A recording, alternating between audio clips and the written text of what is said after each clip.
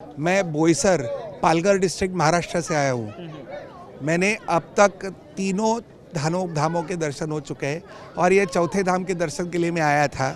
और हम लोग के लिए इतनी दुर्व्यवस्था है कि हम न ट्रेन से जा सकते हैं, न ही बस में बैठ के जा सकते हैं।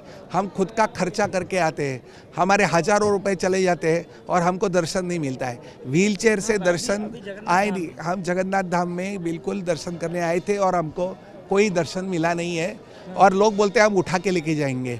आप बोलो मेरा वजन 80 किलो है, 80 किलो का आदमी को 2 आदमी उठा नहीं सकता है और वो आधे रास्ते में हमको छोड़ देगा। हमारे दोस्त के साथ ऐसे ही हुआ था, वो आ गए और आधे रास्ते में उनको छोड़ के चले आ गए। ये कहाँ का चीज़ हुआ। और हम हिंदुओं में कहा जाता है कि आपको 4 धाम करने के बाद आपको मुक्ति मिलती है। क्या हमारे जैसे लोगों को मुक्ति मिलने का अधिकार नहीं है? तो ये क्या है? हम लोग को तो दर्शन मिलना चाहिए। और ये हमारी कंप्लेंट जगन्नाथ जी से है। इंसान रोकता है, भगवान रोकता नहीं है। जो इंसान है वो रोकता है दर्शन करने के लिए, कोई भी भगवान रोकता नहीं है। ये कहाँ का वेद, कहाँ पुराण में लिखा है कि व्हीलचेयर में आप दर्शन नहीं ले सकते हो? कहीं दिखा दो तो बात बनती है। ऐसा कहीं भी लिखा नहीं है कि आप व्हीलचेयर में जाके कोई भी भगवान का दर्शन नहीं ले सकते हो।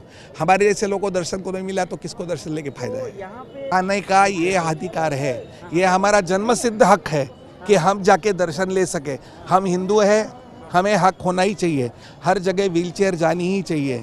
तो गवर्नमेंट का ये काम है, भगवान के दर्शन का तो मंदिर का प्रशासन का तो है ही। तो खुद गवर्नमेंट का ये काम बनता है कि वो होना ही चाहिए। पर अगर रबर का नहीं हो सकता है तो प्लास्टिक का करो।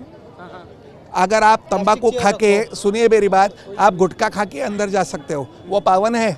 कोई कितने लोग नहा के आते हैं कि नहीं आते, आपने देखा है?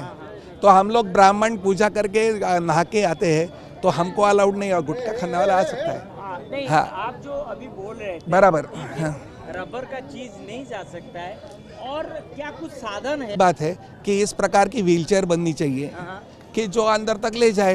रैंप भी बनना चाहिए। रैम्प बनना चाहिए, पर अंदर जाने ही नहीं दिया तो रैम्प बन के क्या होने वाला है? कई जगह पे रैम्प होता है। अभी हम लोग गए थे,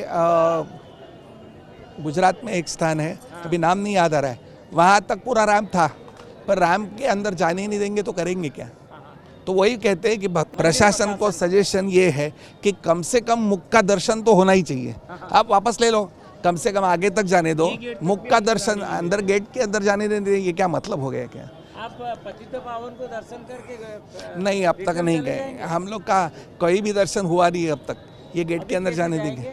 अभी हम वापस कार में बैठ के यहाँ से भुवनेश्वर जाएंगे, यहाँ से सन टेम्पल, और क्या करें? हमको मालूम था कि यहाँ दर्शन होने वाला नहीं है, तो मन में ये था कि वो पवित्र स्थान पे जा गए, वो पावन स्थान पे आ गए और हमारा काम हो गया। पतित पावन को दर्शन हुआ?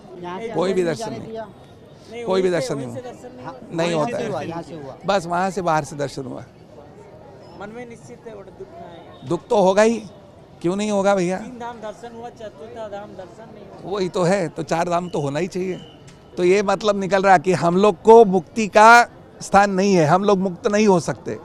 हिंदुओं के हिसाब से हमको मुक्ति नहीं, मोक्ष नहीं मिलेगा हमको, ये मतलब होता है। और आप हमारे जैसे लोगों को मोक्ष मिल नहीं। आज हम पढ़ाते हैं लोगों को, आज मेरे क्लासेस चलते हैं, मैं किताबें बनाता हूँ, अनेक लोगों को नौकरियाँ दिलाता हूँ, और मेरे पढ़ने के बाद अनेक लोगों को नौकरियाँ मिलती है। ऐसे आदमी को आप रोक सकते हैं? क्या है? यानी भगवान का ही आप अपमान कर रहे हो।